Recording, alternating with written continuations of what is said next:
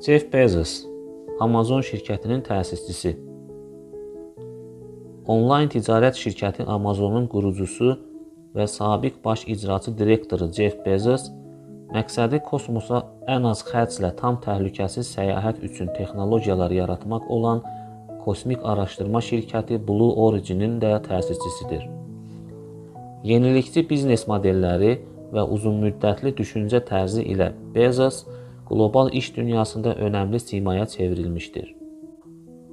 2010-cu ildə Princeton Universitetindəki nitqində o, uşaqlığında yaşadığı bir hadisədən və Amazonu qurma prosesindən örnəklər verərək sahib olduğumuz fitri bacarıqlarla yaşamda edilən seçimlər arasındakı fərqi vurğulayır.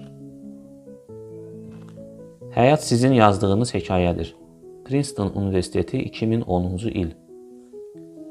Yadımdadır ki, uşaq vaxtlarımda yay aylarını babamla nənəmin fermasında keçirərdim. Orada külək dəyirmanlarının təmirində, mal-qaranın peyvənd edilməsində və digər bu kimi gündəlik təsərrüfat işlərində qocalara kömək edər, günortadan sonra isə seriallara baxardıq. Ən çox da Days of Our Lives, Həyatımızın Günləri serialını xoşlayardıq. Babamla nənəm ABŞ və Kanada boyunca səyahət edən Airstream karvan klubunun üzvü idilər. Hərdən biz də bu səfərlərə qoşulurduq.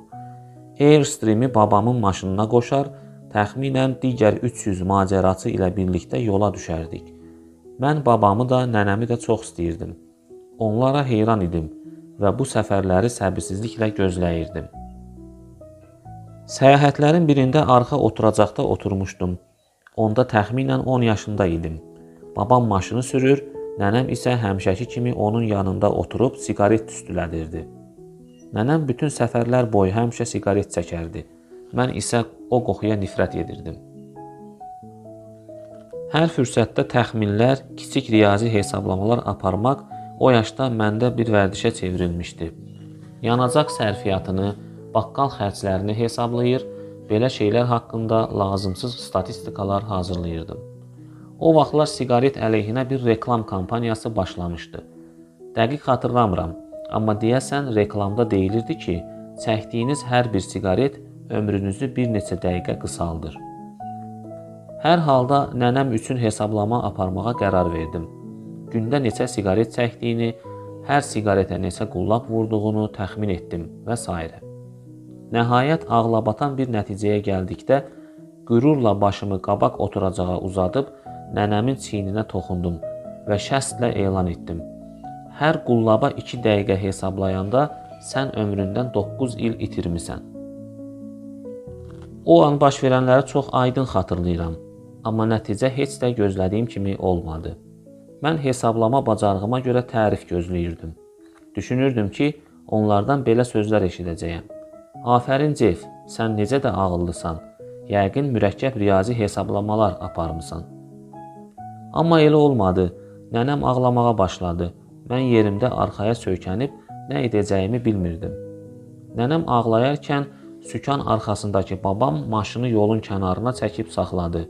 Yerə düşüb mən tərəfdən qapını açdı, maşından çıxmağımı gözlədi. Başa düşdüm ki, vəziyyət ciddidir. Babam çox ağıllı və sakit adam idi. İndiyə qədər məni heç vaxt danlamamışdı, amma deyəsən indi danlayacaqdı. Ya da bəlkə maşına qayıdıb nənəmdən üzr istəməyimi tələb edəcəkdi. Belə vəziyyətlə ilk dəfə üzləşdiyimdən nə olacağını bilmirdim. Amma gözlədiyimin heç biri baş vermədi. Karvanın yanında dayanmışdıq. Babam mənə baxdı, sonra mülayim səslə mehribancasına dedi. Jeff, bir gün anlayacaqsan ki, nəzakətli olmaq, ağıllı olmaqdan daha çətindir. Bugün sizinlə hədiyyə kimi verilmiş istedadlar və seçimlər arasındakı fərqdən danışmaq istəyirəm. Bu mənada ağıl bir hədiyyədir, nəzakət isə seçim. Hədiyyələrlə öyünmək asandır, axı onlar sizə verilib. Seçimlər isə çətin ola bilər.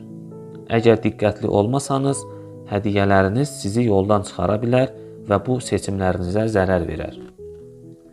Siz əminəm ki, çoxlu hədiyyələrə sahibsiniz. Bunlardan biri də iti zəkadır. Bu zəka sizə çox işlərdə kömək edəcək.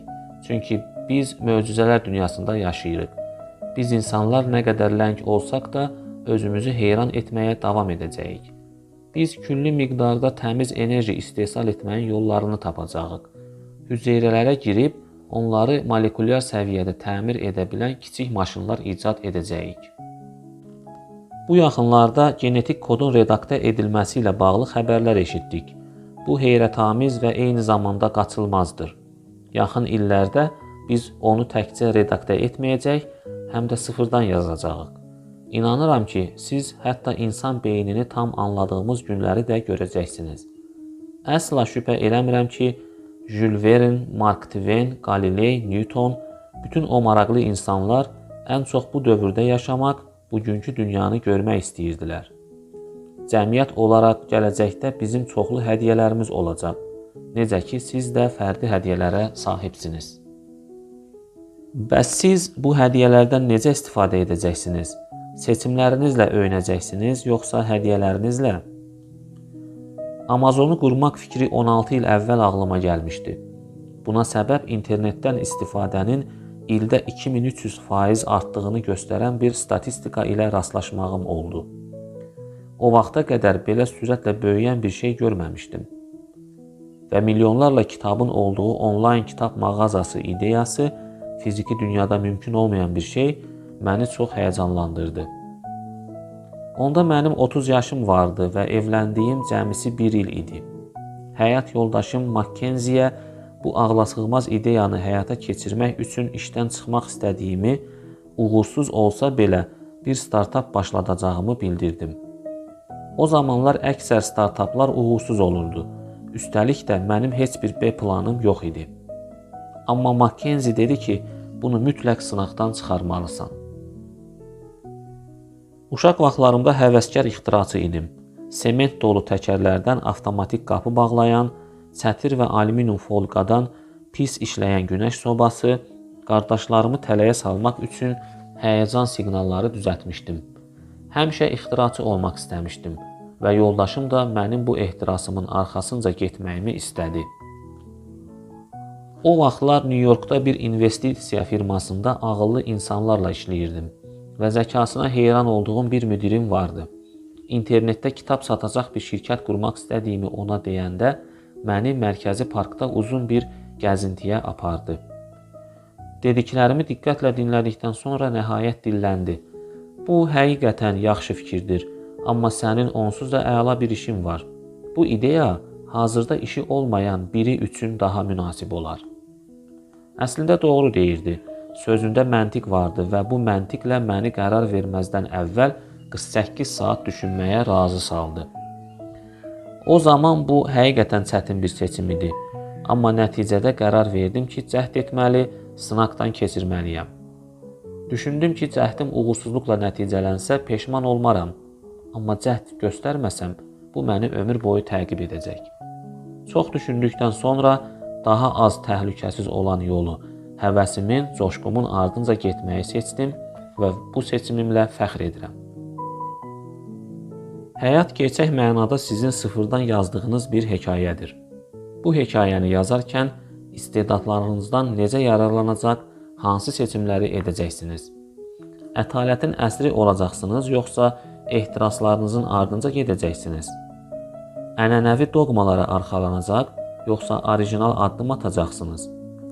Rahat həyatı seçəcəksiniz, yoxsa insanlara xidməti? Tənqidlər sizi ruhdan salacaq, yoxsa əqidənizə sadiq qalacaqsınız? Səhv edəndə bunu gizlədəcək, yoxsa üzr istəyəcəksiniz?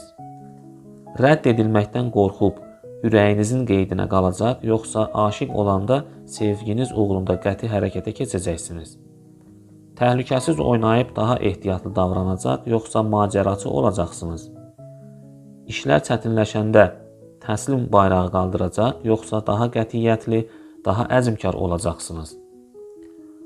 Daha çox skeptikliyə üstünlük verəcəksiniz, yoxsa quruculuğa? Ağıllı olmağı, başqalarına zərər versə də seçəcəksiniz, yoxsa nəzakətli olmağı? Gəlin sizə bir şey də deyim. 80 yaşa çatanda və tam sakit halda tək başına oturub həyat hekayənizi özünüzə danışanda görəcəksiniz ki, onun ən yadda qalan və mənalı hissəsi sizin seçimlər silsilənizlə bağlıdır. Nəticədə biz öz seçimlərimizik, öz seçimlərimizdən ibarətik. Bu seçimlərlə özünüz üçün gözəl və möhtəşəm bir həyat hekayəsi yaradın. Təşəkkür edirəm və sizə uğurlar.